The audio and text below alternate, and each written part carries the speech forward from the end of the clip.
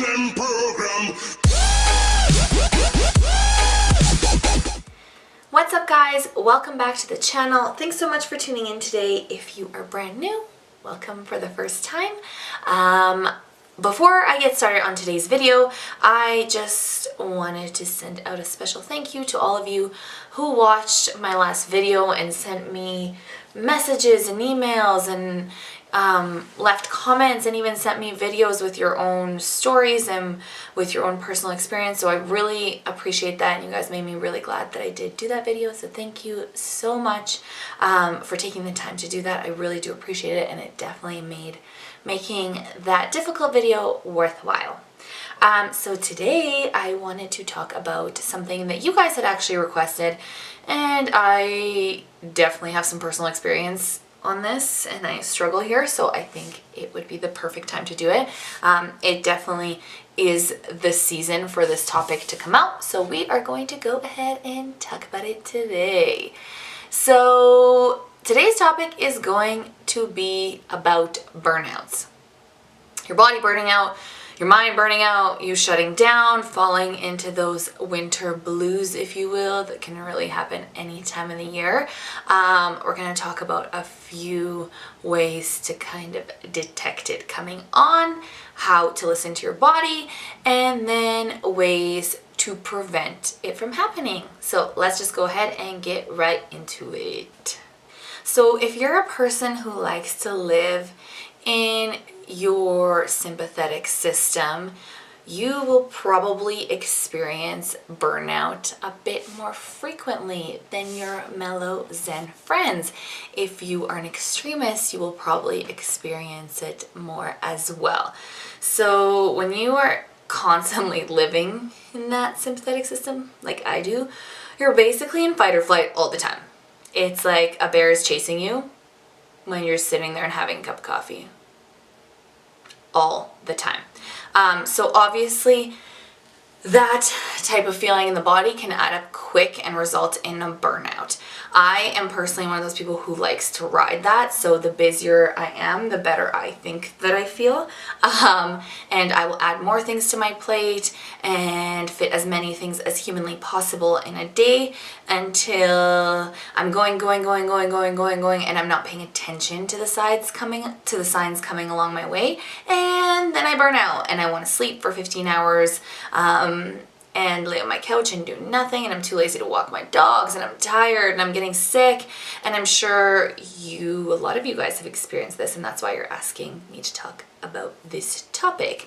So I've probably set like the world record, maybe I'm exaggerating, but it could be, my coach thinks I have, with the amount of times I've experienced adrenal fatigue in a year, which is like literally insane.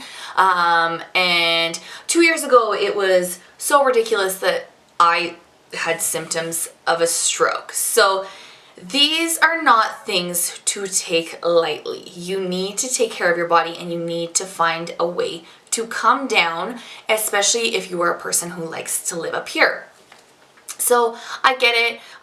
We all have busy jobs. We all have extracurricular things that we do. You might be going to the gym, you might be training for a show, so you have a million things to fit in your day. You can still do this and have this busy schedule and allow yourself to calm down. It's just taking the proper steps to do so. So let's start by talking about the signs that a burnout is about to happen, and ones we often tend to ignore until it's too late. So the idea of this video is to get you guys to be aware of this and to prevent this before you get to a point where you're completely burnt out and you have to start from scratch. So going balls to the wall, awesome, great, but if you're doing that and then you crash every time you do it, you're really not benefiting yourself, your body, or your mind. So the idea is to actually learn how to listen to your body. So obviously I can't tell you guys how to listen to your own body. That's something that you're gonna have to connect with, and it took me a really long ass time to stop and pay attention, even when my body was screaming at me. So the number one thing that I would say, the number one sign is fatigue, and it's quite obvious, if you will, but yet we still we still ignore it. And not just regular, I'm kind of tired throughout the day. It's like you need 16 cups of coffee to get through the day. And even if you have that, you're still exhausted. And even if you're sleeping 8 hours, you're still tired. If you're sleeping 12 hours, you're still tired. You can't shake that funk. That is not normal. Being that tired after having 12 hours of sleep, something is going on. So it's either something where you have to go ahead and get your hormones tested. I know for me, in the beginning, it was my thyroid. But like I said, I decided to be not that smart. So I ride the system constantly. But it's definitely not okay, if you will. It's not normal if you're constantly tired and you're having coffee and it's not doing anything and you're constantly riding stimulants and you're at the point where the stimulants don't even work anymore and you're just taking them. And I've definitely been there where I've taken pre-workout and had 4 cups of coffee and taken fat burners, and I'm like thinking that I should be riding high, but I'm so burnt out that even that amount of stimulant isn't working. So that would be a huge sign that something is going wrong and you, my friend, are about to crash. Number 2 would have to be the fact that you are no longer getting anything done. So your life has become do the necessity and then chill. Lay down on the couch. If you're spending a lot more time on the couch watching watching TV shows and relaxing, if you will, but you're not really relaxed, than you normally would if you used to come home and do things and read and, get work done or go out with your friends, and you're now just spending a lot of time on the couch and you're not getting a lot of work done and you're basically doing whatever it requires to get by, you should look into that.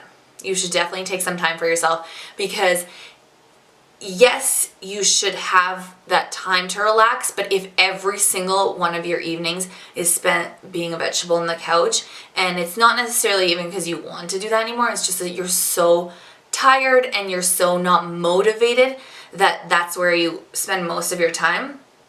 If that's straying from your regular personality, from your regular schedule, that's a pretty good sign that you're about to experience a burnout. Number 3, I would have to say, is things that you love to do, you no longer have an interest in. So if you have, let's say a weekly book club meeting with your girlfriends, and you used to love to do that and you used to love to read, and now the last thing that you want to think about is reading and finishing this book, you're definitely not considering hitting up this book club. If you love to go to the gym at night and you've kind of put that aside and you spend your nights, watching reruns of sitcoms or whatever it may be, whatever it is that you like to do, if you like to draw or play an instrument, whatever, it doesn't really matter what it is.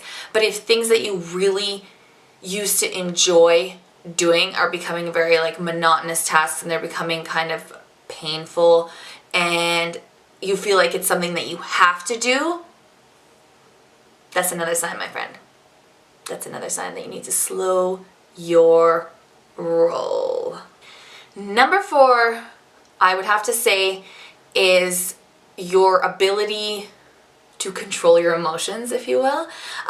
If you are getting super, super overwhelmed by the littlest things and you're feeling irritable and everybody and anybody says to you is annoying you and you can't seem to manage your time and manage yourself, and little things that used to be no big deal to you are now becoming a huge deal, and somebody says the wrong thing and you erupt, whether it's internally or externally, it doesn't really matter. If you're feeling super overwhelmed by the littlest things, and if you're feeling very emotional over small things that wouldn't normally bother you, again, this is very personal. So this is something, if it would bother you all the time, this is no difference. But if it's something that normally wouldn't get to you and now it's really getting to you, that inability to control your emotions is a huge sign that you're beginning to burn out, that your body can no longer handle what the hell you're putting it through, and that it is time to take a goddamn break. So I personally have experienced what I believe you guys have experienced from talking to me about this, and it's that, give it all you got, give it 110%, go, crash, have nothing left to give and then start from scratch. And I've done it so many times, and it took a really long ass time to learn my lesson that it doesn't work like that. And like I said, it doesn't mean you need to stop doing all the things that you do in a day. I still do all those things that I do in a day, but you have to find a way to remove yourself and to bring yourself down. If you have your workout written out for you that night and you're going to do sprints that night, but you're feeling so tired and you've had a really long day and you just need something to clear your head, go outside and go for a walk. Get a cup of tea, get some fresh air, get moving, get some sort of cardiovascular exercise, but don't beat it into the ground. Doing HIIT when you're already feeling burnt out and low is just going to push you further into fight or flight. That's the last thing that you want to do. It doesn't mean that you have to go 0 to 60 or 60 to 0. You have to find the balance in between. So you need to learn to listen to your body. Are you lazy or are you tired? That's a huge difference. If you're feeling lazy and you're like, oh man, I don't want to get up off the couch because I'm not really motivated, that's completely different than your body telling you, stop, no, this hurts, I don't feel good, I'm going to fall over if you make me take another step. Those are two very different things, and it's up to you to get to know your body and to take the time to listen to your body to understand what it is really that it's telling you. What I found that works for me is unplugging about half an hour before I go to bed, turning off my phone, getting rid of technology, TV, anything that may be super stimulating, and just coming down, maybe rolling out on a roller, taking some time to breathe, or even taking a yoga class. My girlfriend and I have just started doing this little yoga challenge between us, and of course everything has to be a challenge, but that is what we're doing, and we've been doing it before bed, and I find it's super therapeutic and it brings me down, and then I feel very relaxed and ready for bed, and there's nothing else that's bringing me up, and then I'm forcing myself to go to bed. So that's something that I found very helpful, and I make sure to take at least 1 hour to myself a week to do something that's relaxing and to do something that I enjoy. So it doesn't have to be a lot of time to take care of your mind and of your body. You don't need to take a lot of time. You just need to take some time and actually it's quality over quantity, right? So if you can find 1 hour a week to do something that really relaxes you and brings you down and makes you feel good and kind of sets you up for another successful week ahead, then you're good. That for the most part, for most people, is enough to keep you sane. The problem is that we always go hard until we hit a wall and fall down. So that's what you want to avoid. You want to avoid the flip-flop and the back and forth.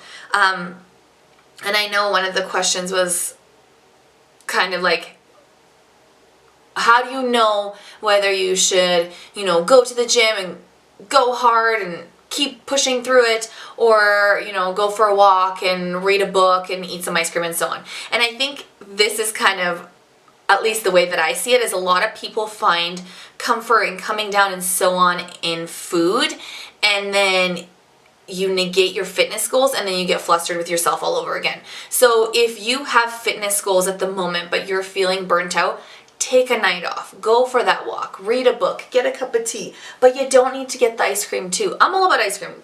If anybody loves ice cream, it's me. Don't get me wrong. But just because you're feeling fatigued and burnt out, that's not what your body needs to repair it. Yes, your body needs food to repair it for sure, but that's probably not the type of food it needs to repair it. That's just more one of those things that we have learned, if you guys have watched my other videos, to associate food with comfort. So you think it's going to make you feel good. Unfortunately, if you're actually experiencing burnout and your system is experiencing burnout, ice cream is going to do zero for that. So definitely take that walk, definitely take that time for yourself to come down, to read a book, to relax, to do whatever makes you feel good and makes you calm.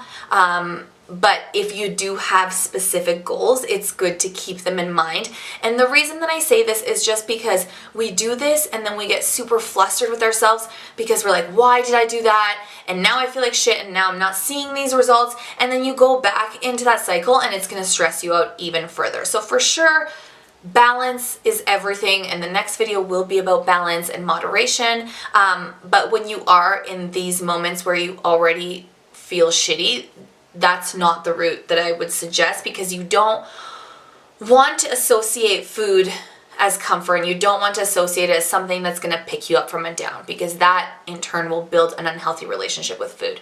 So if you are the kind of person that your friends relax you and they're the ones that bring you down, then set a date up with your friends. If you are a person who likes to be alone, I personally, to come down and kind of set up for the week, I really like to be by myself and have a bath and read a book. And so that's what I do every single week now. I take 1 hour to myself on Sunday and I bring myself down. When it comes to your training, make sure that you have a balance of balls to the wall type of training and then getting in there and just getting it done type of training. If you are going 145%, 6 days a week, that is not going to last a long time. It is better to give it 90, maybe 100%, maybe 80 some days. 4 to 5 days a week, 6, if 6 fits into your routine, that's fine. But the intensity should vary. If you are going hard every single day, your system will burn out. It's also really important to keep in mind that if you are dieting, so if you are trying to lose weight, or if you are a fitness competitor, or if you're in any sort of caloric deficit, it is a lot harder for your body to repair. So not only are you now stressing out your mind, you're stressing out your body as well. So in those moments when you're training really, really hard and your carbs might be low, or your diet is low in calories, the body's ability to repair is much worse. It's much slower. Food is one of the best ways to repair, food and rest. So if you can't have the one, you definitely better get the other. So making sure that you get your rest in, making sure that you are rolling, that you're stretching, that you're taking care of your body. And sometimes I end up being the biggest hypocrite here, because I myself used to be terrible for this until I really realized how beneficial it was to take care of my muscles and to take care of my body, and how I wasn't sore to the point where I couldn't walk every single day. That's also important. But I found that once I learned how to properly roll and stretch and breathe, the breathing itself brought me down and calmed me down. And that's a lot of the time, if you do take a yoga class, what you will learn is that yoga really is a practice of breathing, and learning how to master your breath and how to breathe, it is what is going to bring you down. So sometimes even if you feel, like you're getting fatigued and exhausted and your ability to control your emotions is not so great anymore, having that time and knowing how to bring yourself down, knowing how to take that deep breath and how to step aside from these things will be very beneficial in keeping you from getting to that point where you're so far gone that you're going to be a vegetable on your couch for the next week. Another thing that I wanted to mention is that I think the reason so many of us are experiencing burnout right now, and it's not just the season. I mean, some people may be busy at work, so that might be the season itself. The days are getting shorter, it's gloomier. Yes, I know it's more fun to do things in the summer and so on. But I think a lot of the time the reason that we experience this burnout, if you will, is that we do put a lot of things on our plate, and instead of prioritizing what's important, we again choose quantity over quality and getting as much humanly possible as you can done in a day, which is really not beneficial probably for your work, and probably for the things that you're doing, or your mental well-being. So if I could give one piece of advice when it comes to that is pretty much I give it to you guys when it comes to finding balance and food and workouts and so on, is prioritize what is important to you at the moment and what are the things that need to get done. If you have a huge paper due at school and it is due tomorrow and you haven't finished half of it, but you still got to get your workout in and you still got to go see your friends and you still got to walk your dog and so on, right now your paper is your priority. So get that done. Stressing over that because you got your workout done first and you walked your dog first and you saw your friends is a terrible idea. Why would you do that to yourself? So whatever it is that it's a do first and it's more important on your to-do list, get that done and then move on with whatever else it is that you have to do. You do not have to complete a million tasks in a day.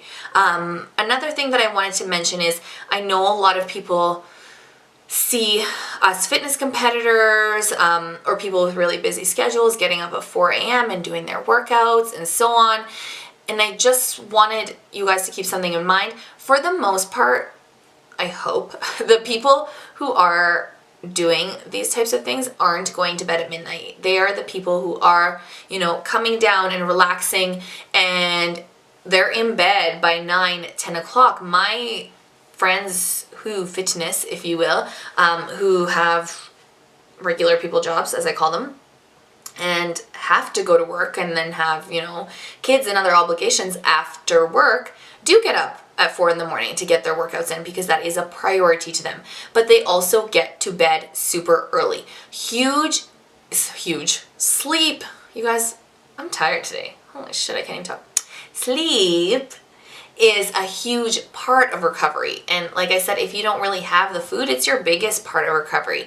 So a lot of the time, if you don't get that sleep, that's when you're going to feel like you're cranky, you can't control your emotions, you have like insane sugar cravings. So get your sleep, prioritize, schedule it. If you have to be in bed by 8:30 reading a book so you can actually fall asleep on time, then do that. It is probably more important that you get your sleep in than you stay up at night doing laundry or finishing a project that's not due for another week. So sleep should be a huge priority, and it will be a huge tool in you preventing this type of burnout that we are talking about.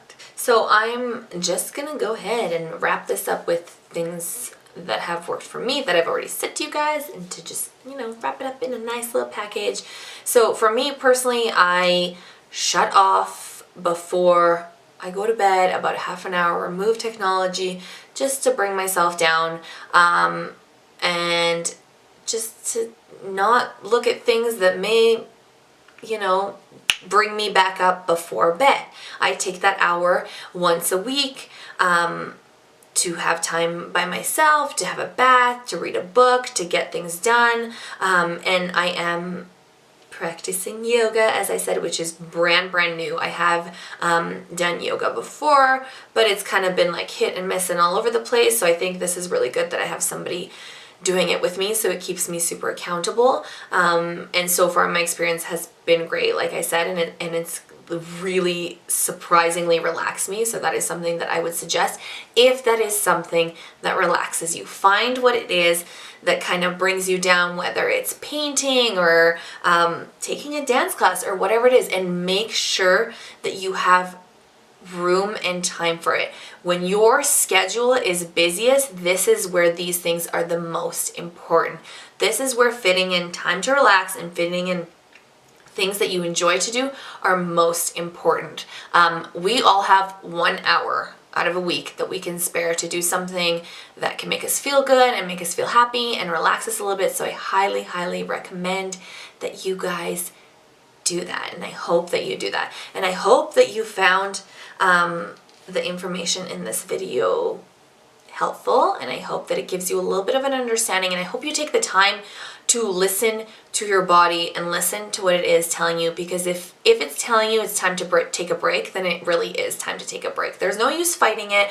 I've personally done it a million times, and every time I try to fight my body, it stops me dead in my tracks, shuts down, and I basically feel like I have to start from scratch. So I have learned my lesson, and I have chosen to listen to what it's telling me and to respond by taking care of it. So I hope that you guys will do the same. If you have any other video suggestions or requests, please feel free to leave them below, or if you have a personal story you want to share with me, I would love to hear it. Leave it in the comments section below. The next video we will be doing is on finding balance in your busy life, in your fitness and healthy eating, diet, lifestyle. So please subscribe if you haven't already so you don't miss that video. If you enjoyed this one, please give it a thumbs up, and I will see you guys in the next one. Bye.